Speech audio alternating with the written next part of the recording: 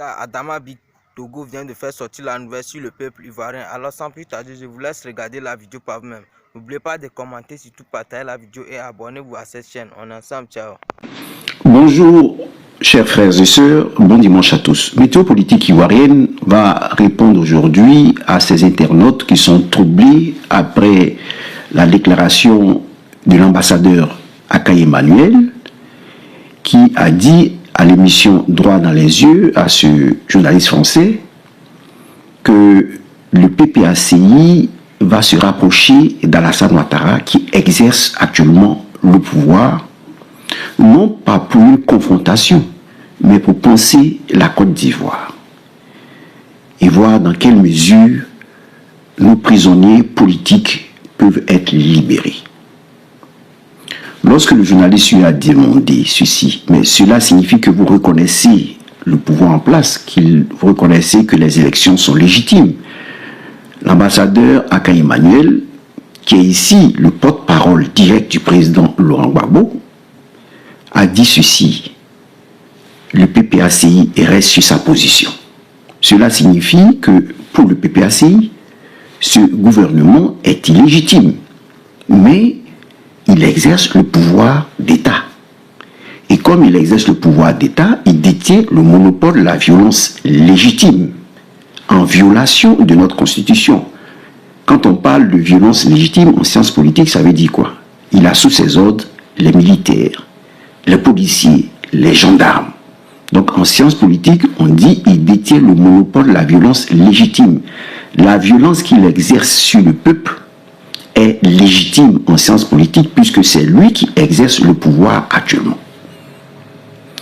La justice est à ses ordres. La police est à ses ordres, les gendarmes sont à ses ordres. Et nous sommes sur ce territoire. Le PPACI n'est pas en France, n'est pas exilé. Le PPACI est sur ce territoire et doit tenir compte de ce pouvoir politique qu'il exerce. Alors ici, certains pensent que le fait que l'ambassadeur ait dit ceci, ait fait cette affirmation, cette déclaration, signifierait que le PPACI reconnaît l'autorité, le pouvoir d'Alassane Ouattara. C'est deux choses différentes. Deux choses différentes. Reconnaître que c'est lui qui exerce ce pouvoir ne veut pas dire qu'on le reconnaît comme président légitime de la Côte d'Ivoire, parce qu'il exerce le pouvoir en violation de notre Constitution. Mais puisque nous n'avons rien, nous n'avons pas d'armée pour aller contre lui, nous ne sommes pas aussi partisans des insurrections, des révoltes, des insurrections, alors nous disons que nous allons nous rapprocher de lui pour voir dans quelle mesure éviter à la Côte d'Ivoire des troubles. Donc ici, la position de l'ambassadeur est claire, parce que nous savons que celui-là reçoit ses ordres de la France. Il réfléchit en France, il prend ses ordres de la France, et le président Laurent Gbagbo, lorsqu'il était au pouvoir et qu'il exerçait le pouvoir d'État et qu'il combattait les rebelles, il a vu qu'à la fin, se sont dressés devant lui des armées du monde, et surtout l'armée française qui soutient Alassane Ouattara en violation de notre Constitution. Il faut que cela soit bien clair. Et donc quand il a constaté que la Côte d'Ivoire ne combattait pas des rebelles, mais combattait une armée internationale ayant à sa tête l'armée française, et comme général d'armée Sarkozy, le président Laurent Gbagbo a dit non, je ne vais pas sacrifier mes militaires, parce que c'est peine perdue. Nous n'avons pas des armes sophistiquées, et on nous lance dessus des missiles, des bombes. Il est mieux de mettre fin à cette guerre, parce que je ne veux pas de la mort inutile des Ivoiriens et des soldats ivoiriens. Donc le président Laurent Gbagbo a au centre de ses activités politiques l'homme, pendant que celui qui est en face n'a pas au centre l'homme. Lui, il est toujours pour la guerre, pour le chaos. Mais quand il initie, il suscite le chaos, il accuse l'autre d'être l'auteur de ce chaos. C'est en ce moment que vous devez comprendre pourquoi l'ambassadeur Emmanuel Aka a tenu un tel langage. Ce langage nous permet d'éviter un piège que nous tend un autre mouvement né à présent, même s'il existait avant. Ce mouvement s'appelle le mouvement pro-Côte d'Ivoire. Mais quand on dit le mouvement pro-Côte d'Ivoire, le mouvement pro-Côte d'Ivoire englobe tout le monde. Le Libanais qui dit qu'il a renoncé à sa nationalité pour être aujourd'hui ivoirien et qui soutient un dictateur et qui donne des milliards à un dictateur pour violer la constitution de notre pays, pour violer notre intégrité territoriale, dit qu'il est ivoirien, il est pour Côte d'Ivoire. Mais il faut dire à ce dernier, en passant, que le fait de détenir la nationalité ivoirienne ne fait pas de toi un autochtone.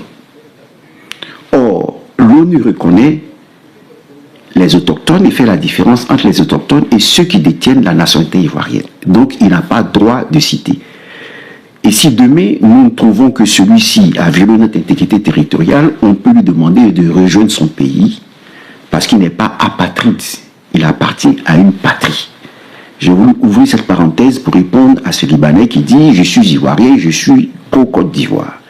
Alors, il faut faire la différence entre les pro-Côte d'Ivoire qui utilisent les richesses de la Côte d'Ivoire, s'enrichissent, mais violent notre constitution, et les pro-Côte d'Ivoire qui sont ivoiriens et qui sont autour du président Laurent Gbagbo.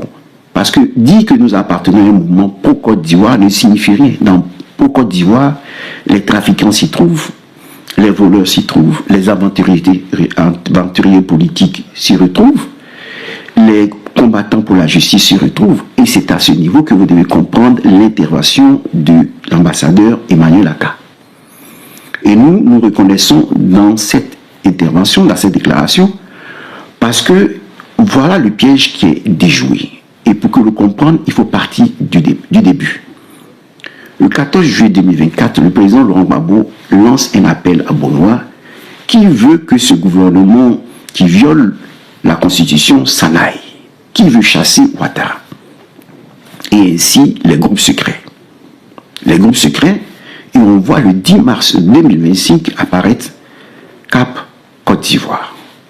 Cap-Si, Côte d'Ivoire, créé par Simone Evé, qui déjà, après l'appel de Bonois, du président Laurent Gbagbo, a lancé elle aussi un appel. Et le 10 mars 2025 est créé Cap Côte d'Ivoire. Un an après l'appel de Bonois, disons le 16 juillet 2025, est cette fois-ci créé le mouvement Trop c'est trop. Et qu'est-ce qui va se passer? On aura une guerre de mouvements. Les personnalités qui ont créé, sinon le PDCI qui était au sein de Cap-Si, se retrouvent le 16 juillet 2025 dans le mouvement Trop c'est trop. Mais vous devez comprendre qu'ici se joue, il y a une guerre de mouvement. C'est en comprenant la guerre de mouvement que vous allez comprendre la déclaration de l'ambassadeur Emmanuel Aka. Alors, dans cette guerre de mouvement, on se rend compte que le 9 août, il y a une marche voulue par le Front commun, créée sur le socle du PDCI et du PPACI. Les deux se mettent ensemble, mettent le Front commun ensemble pour le bien des Ivoiriens. Donc, pour Côte d'Ivoire, qui veulent que les élections se fassent dans des conditions normales et que l'audit électoral soit fait, que la RLE soit faite, eh bien, tout cela, c'est ce que demandait le Front commun. Et pour cela, on marche le 9 août 2025. Une grande marche qui réunit tous les Ivoiriens, qui réunit des partis politiques, dont le FPI d'Affinguessan et tout. On assiste donc à une grande marche. C'est un succès. Mais le succès revient normalement.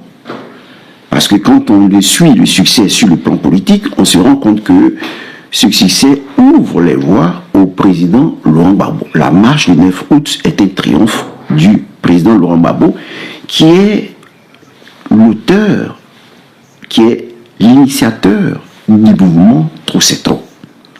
Alors, on va faire politique, on va chercher à lui faire ombrage parce qu'il ne doit pas être président.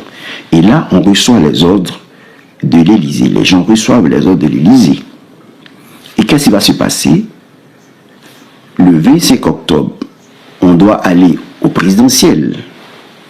Alors, le 11 octobre 2025, on demande une autre marche pour dire de revenir à un dialogue entre les Ivoiriens pour organiser des élections transparentes et libres en Côte d'Ivoire.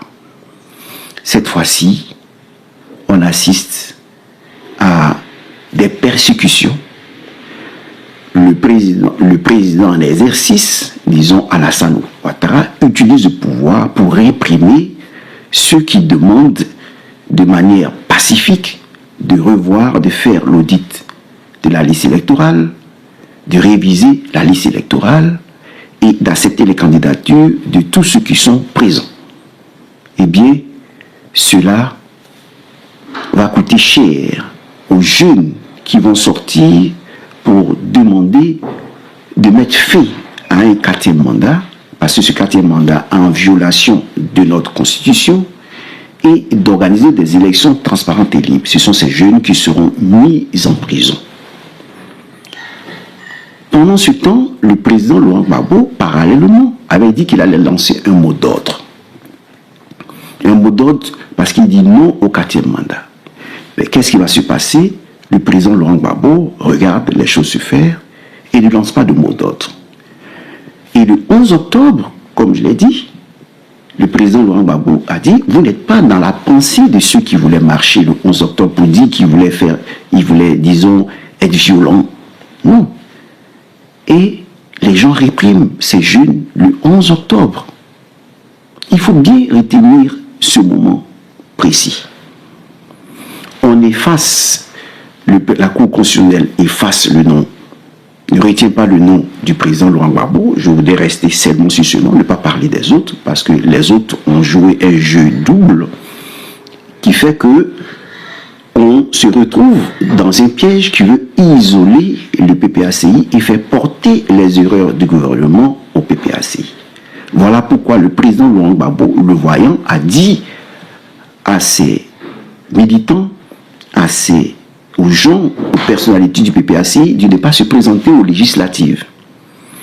Parce qu'il ne veut pas que le pouvoir en place suscite des violences et accuse, comme cela s'est fait le 2 août 2025, accuse le PPACI d'être à l'origine de violences. Comprenez bien ceci. Alors, le 25 octobre, le président Laurent Gbagbo ne fait pas partie de la liste et on va au présidentiel avec Simon Lévé, avec Don Melo et autres, qui, après avoir créé leur mouvement le 10 mars 2025, ont rencontré le gouvernement et ont eu à parler avec le gouvernement.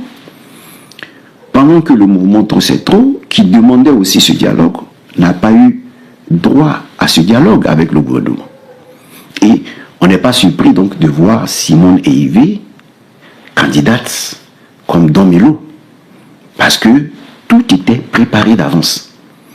Et le 25 octobre, les élections ont lieu, les résultats sont catastrophiques de Don Melo et de Simone Yvé. Les résultats sont catastrophiques. Et on va assister à la sortie de Simone Yvé qui va accuser, dans son interview, vous allez à la 5e minute, elle accuse le PPACI d'être à l'origine de cette violence. C'est la guerre des mouvements. On veut empêcher le président Laurent Gbagbo de reconquérir le pouvoir d'État. Donc, on ne va pas s'arrêter là. Un journaliste va même nous dire qu'il a été libéré, non pas parce qu'il est innocent, mais parce qu'il n'y avait pas de preuves suffisantes. Donc, il faut en crier. Et le président Laurent Gbagbo ne donne pas la possibilité de crier cela parce qu'il n'est pas pour le chaos, il n'est pas pour une insurrection, il n'est pas pour la violence. Mais on l'accuse d'être violent. Et cela se passe déjà même en mars 2024, où nous aurons le président aussi du PDCI développer sa théorie du serpent dans le pantalon. Pour dire, quelqu'un crée sa force et il veut qu'on l'aide à s'en sortir. Il crée sa force, il veut qu'on l'aide à s'en sortir. Donc, déjà en mars 2024, il y avait, disons, plutôt en 2024, il y avait cette déclaration du président du PPAC, du PDCI, cette déclaration du président du PDCI. Donc, ce président du PDCI va à Cap-Si et puis se retrouve après dans le Front commun. On voit ce qui doit arriver. Au moment des élections, eh bien, des législatives, il va aller participer aux législatives pour, disons, légitimer en quelque sorte le pouvoir d'Alassane Ouattara. Et voilà, le mouvement, il se crée un mouvement pro-Côte d'Ivoire qui dit oui, le président Laurent Gbagbo a échoué, et nous sommes pour la Côte d'Ivoire, nous ne sommes plus pour le mouvement Trop c'est trop. Qu'est-ce que cela veut dire? Cela veut dire qu'on veut faire porter au mouvement Trop c'est trop les morts dont parle Ouattara dans, disons, son discours de fin d'année. Il va dire qu'il y a eu quelques incidents isolés. Mais en fait, ce sont des accusations. Qui est à l'origine de ces incidents? C'est bel et bien le pouvoir en place qui a réprimé, qui a tué. Est-ce qu'en Europe, les gilets jaunes en France marchent et on tire à balles réelles sur ces personnes? Quelquefois, il y a eu des moments troubles où des gens ont perdu leur œil. Mais voir des gens mourir sans que cela n'émeuve la population, les hommes politiques, eh bien cela prouve qu'on n'a aucune considération pour les citoyens. Et c'est à ce niveau que nous sommes. Voilà que Ouattara va exercer le pouvoir, il va faire entrer dans son gouvernement des gens qui l'ont aidé, des pro-Gbagbo qui l'ont aidé, qui l'ont quitté et qui n'ont pas respecté le mot d'ordre du président, ils sont allés aux législatives et qui vont entrer au gouvernement. Cela veut dire qu'il y avait une guerre de mouvement où des gens étaient infiltrés et voulaient savoir ce que le président Laurent Gbagbo réservait, ce qu'il, disons, préparait pour faire tomber Alassane Ouattara, pour chasser en quelque sorte Alassane Ouattara, selon l'appel, conformément à l'appel de Baudois. Et donc, si nous restons isolés, qu'est-ce qui se passe? Qu'est-ce qui va se passer?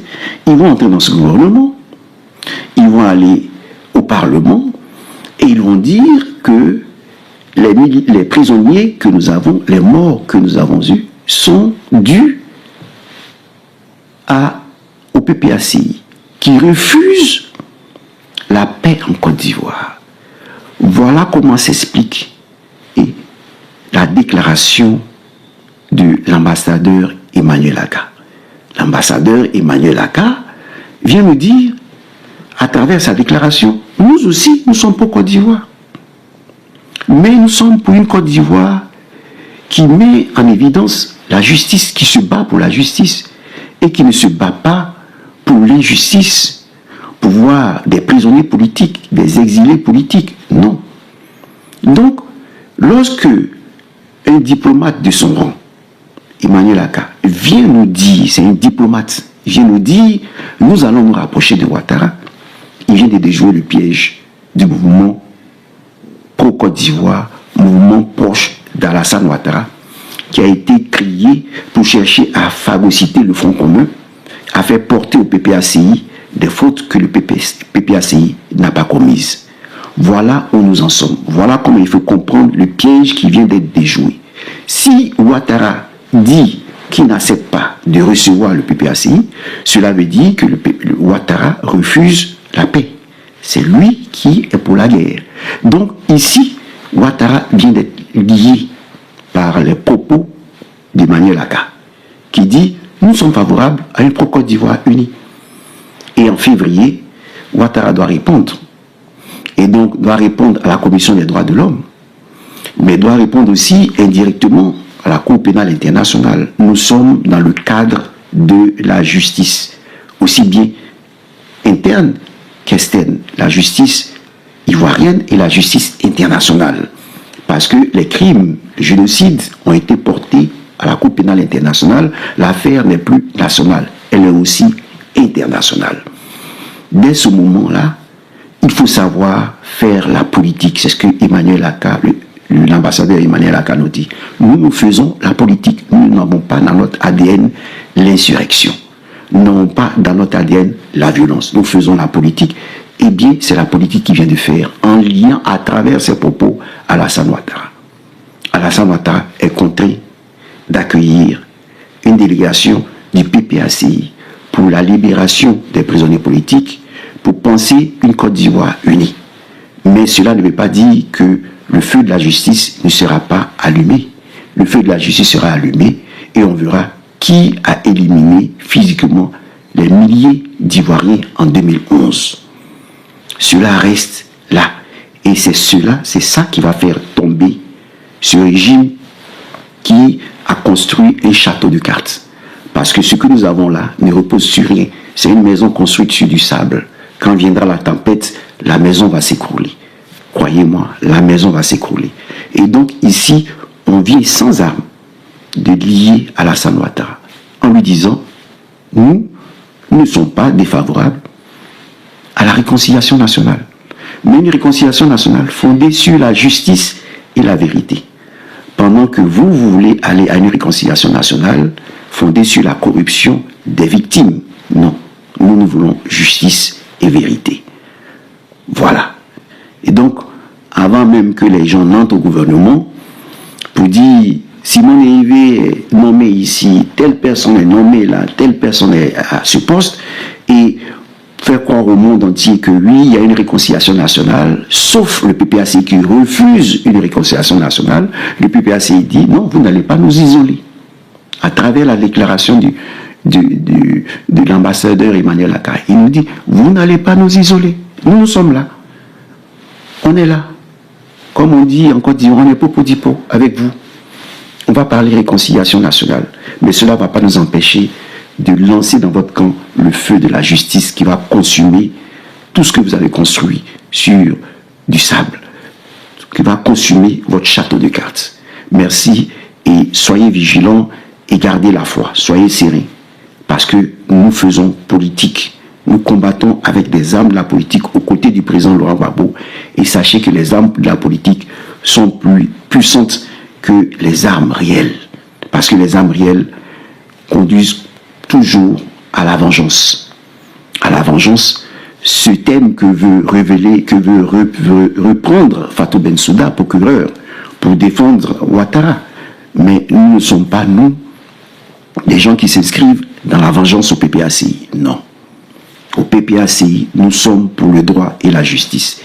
Qui a éliminé ces nombreux Ivoiriens en 2011? Voilà, la question est posée. Et tant que cette question n'aura pas de réponse, ce gouvernement en place ne repose que sur du sable et qui va s'écrouler dans peu de temps, quand les dossiers de la justice seront ouverts. Merci, bon dimanche à tous et à la prochaine vidéo. Cette vidéo s'intéresse à une lecture stratégique et politique des événements récents qui agitent la scène ivoirienne. Le départ d'Adama Bictogo de la présidence de l'Assemblée nationale est présenté par certains observateurs comme un tournant, ouvrant la voie à de nouvelles manœuvres et repositionnements politiques. C'est dans ce contexte qu'Emmanuel Aka intervient, affirmant avoir identifié et contrecarré un piège politique présumé visant le président Laurent Gbagbo. Selon cette analyse, le mouvement pro-Côte d'Ivoire, perçu comme proche du pouvoir d'Alassane Ouattara, aurait cherché à provoquer ou instrumentaliser une situation pour fragiliser politiquement Laurent Gbagbo. Emmanuel Aka soutient avoir déjoué cette stratégie, mettant en avant une lecture lucide des intentions et des mécanismes politiques en jeu. Ces déclarations relancent un débat profond sur les rapports de force, les stratégies d'influence et les tentatives de manipulation dans un paysage politique encore marqué par les fractures du passé. Elles soulèvent également des questions sur la vigilance politique, la mémoire des crises précédentes et la capacité des acteurs à anticiper les manœuvres adverses. Il est toutefois essentiel de rappeler que ces propos relèvent de lectures politiques et d'analyses et non de faits officiellement établis. Comme toujours, ces interprétations doivent être examinées avec recul, discernement et esprit critique, en tenant compte de la complexité du contexte ivoirien. Sur cette chaîne, notre rôle est de présenter les déclarations, expliquer le contexte et exposer les différentes réactions, sans imposer une vérité unique. Nous vous invitons à regarder la vidéo jusqu'au bout pour comprendre les enjeux, écouter les arguments avancés et vous faire votre propre opinion. Partagez votre analyse dans les commentaires dans le respect des opinions divergentes. Si vous appréciez les décryptages politiques, les lectures stratégiques et les débats de fond sur l'actualité ivoirienne, abonnez-vous à la chaîne, likez et partagez la vidéo. D'autres contenus importants arrivent très prochainement. Chers abonnés, dans cette nouvelle vidéo, nous revenons sur une séquence politique très commentée. Après le départ d'Adama Bictogo de la présidence de l'Assemblée nationale, Emmanuel Aka affirme avoir déjoué un piège politique qui, selon certaines analyses, aurait été tendu au président Laurent Gbagbo par un mouvement pro-Côte d'Ivoire proche d'Alassane Ouattara. Une lecture qui fait débat.